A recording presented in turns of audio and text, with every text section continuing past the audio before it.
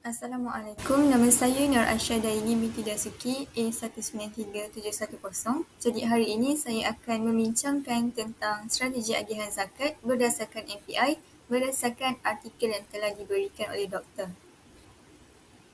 Yang pertama, kita akan lihat kepada pengenalan. Zakat di sini membawa maksud mengeluarkan harta tertentu dengan kadar tertentu mengikut syarat-syarat tertentu untuk diagihkan kepada golongan tertentu yang layak, khususnya seperti golongan miskin. Miskin pula di sini membawa maksud pendapatan bulanan sesebuah rumah yang berada di bawah tahap pendapatan garis kemiskinan iaitu PGK. Yang seterusnya ialah indikator yang membolehkan keluarga memenuhi keperluan asas makanan dan bukan makanan. Kemiskinan di sini terbahagi kepada 3. Yang pertama ialah pengurusan wang bantuan diuruskan oleh badan kerajaan dan manakala bukan kerajaan diberi garis panduan yang jelas agar bantuan bersifat terangkum. Kemiskinan untuk yang kedua ialah kekurangan, kesusahan, keperitan dan kepayahan hidup dengan merujuk kepada pendapatan isi rumah sebulan serta bilangan tanggungan. Ciri kemiskinan yang terakhir ialah ukuran kemiskinan tegar dengan menetapkan garis minimum berdasarkan jumlah kalori makanan paling minimum yang diambil oleh sesebuah keluarga. Seterusnya, bagi istilah kemiskinan pelbagai dimensi pula merujuk kepada pengukuran kemiskinan alternatif yang mengukur kemiskinan dengan lebih tepat berbanding dengan PGK kerana ia mengambil aspek bukan keuangan, antaranya seperti pendidikan, kesihatan dan kesejahteraan hidup. Di sini kita dapat lihat saya telah meletakkan graf berkenaan dengan kemiskinan mutlak yang mengikut negeri. Berdasarkan kepada 2 artikel yang telah saya baca, kita dapat melihat tentang bagaimana terjadinya kemiskinan, iaitu punca-punca kemiskinan. Punca yang pertama berdasarkan artikel ialah daripada kesan peperangan, sikap malas manusia sendiri, usia di mana mereka telah capai usia warga emas, fizikal kurang upaya seperti orang kurang upaya, tidak bekerja dan menganggur. Bagi punca yang kedua, disebabkan oleh kegagalan dasar kerajaan dengan terpaksa berhadapan dengan masalah seperti inflasi, kemerosotan pendapatan dan pertambahan penganggur. Punca kemiskinan yang ketiga ialah disebabkan oleh kegagalan mekanisme pasaran. Dia terbahagi kepada 2 kategori, iaitu yang pertama disebabkan oleh social disorder. Social disorder telah membawa kepada perubahan pantas dalam pengeluaran dan agihan. Seterusnya, kegagalan memaksimalkan peruntukan lebihan sosial secara efektif. Hal ini kerana tiada motivasi keuntungan. Baiklah, seterusnya kita akan lihat tentang kategori kemiskinan. Kemiskinan terbahagi kepada 2, iaitu kemiskinan mutlak dan juga kemiskinan relatif. Jadi kita akan lihat terlebih dahulu apa itu kemiskinan mutlak. Kemiskinan mutlak ialah berhubung kait dengan wang dan keperluan asas. Keperluan asas di sini merujuk kepada makanan, pakaian dan juga tempat tinggal di mana seseorang tidak mampu untuk memenuhi keperluan asas tersebut. Manakala dari segi kemiskinan relatif pula menunjukkan hubungan status ekonomi individu dalam konteks agihan pendapatan, di mana dikira miskin jika agihan adalah rendah berbanding standard kehidupan sosial. Terdapat juga budaya kemiskinan yang terbahagi kepada 6. Yang pertama ialah struktur sosial yang lemah. Yang kedua, keadaan keluarga yang tidak stabil. Yang ketiga ialah orientasi masa depan yang tiada atau kosong. Seterusnya, tiada keupayaan untuk merancang masa hadapan. Dan yang kelima ialah jati diri yang rendah. Yang terakhir ialah jurang pandangan mengenai nilai hidup yang besar perbezaannya antara golongan kaya dan juga golongan miskin. Seterusnya, kita akan lihat tentang isu semasa berkaitan dengan zakat. Isu semasa pertama saya dapati daripada laporan artikel berita berkenaan tentang syarikat seliwing zakat Majlis Agama Islam Adat Melayu Perak lebih daripada 9.6 juta. Di sini kita dapat lihat Sebuah syarikat NGO sebagai ejen kutipan zakat maib disyaki menyeleweng kutipan zakat sebanyak 9.62 juta. Syarikat tersebut telah gagal mendepositkan zakat bermula sejak Mac lalu sehingga April 2023.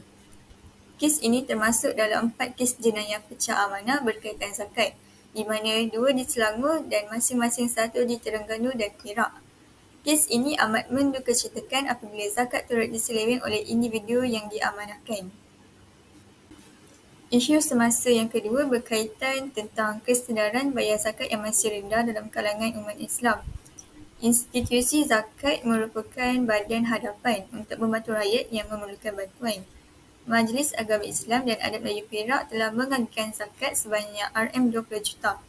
Jenis bantuan termasuklah bantuan bulanan untuk menampung kehidupan, bantuan kecemasan, bantuan bina rumah, pendidikan dan juga rawatan perubatan.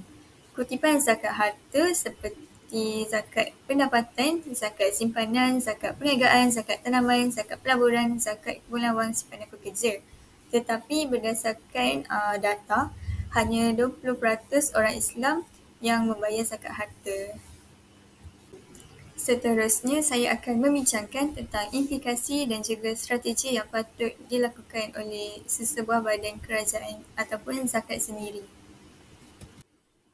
Strategi yang pertama ialah melalui pendekatan kaedah cukai dan pengagihan semula. Antaranya, program intervensi dan peluang yang berterusan perlu konsisten dalam memperkasa setiap satu punca kepada kemiskinan. Rebat bermakna jumlah cukai akan dikurangkan melalui pembayaran zakat.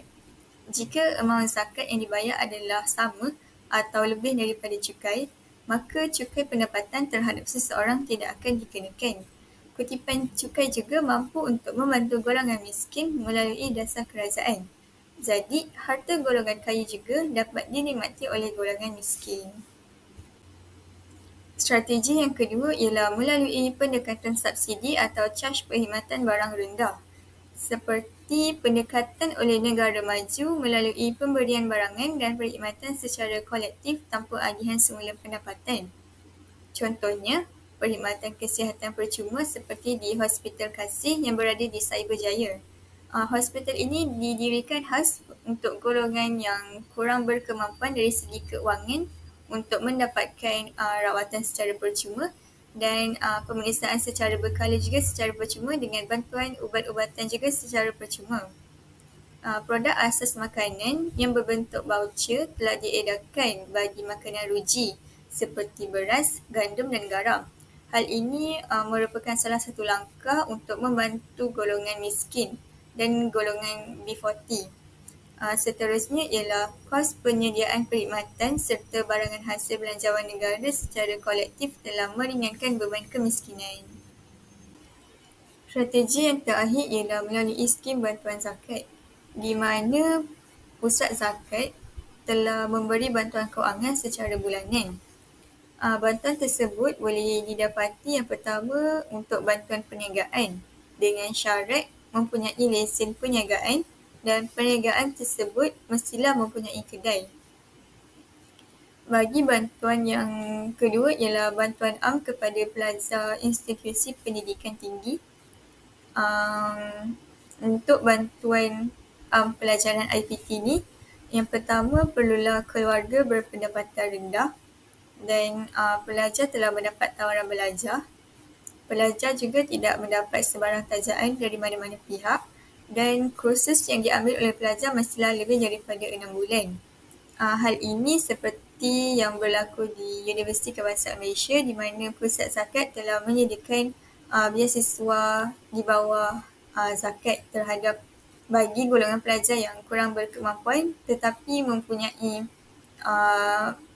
CGPA yang baik. Jadi, pusat zakat dapat membantu dari segi keuangan bagi pelajar yang berasal daripada golongan berpendapatan rendah. Kesimpulannya, secara keseluruhan, Islam secara am telah menetapkan bahawa golongan miskin mempunyai hak terhadap harta si kaya dengan pembayaran zakat.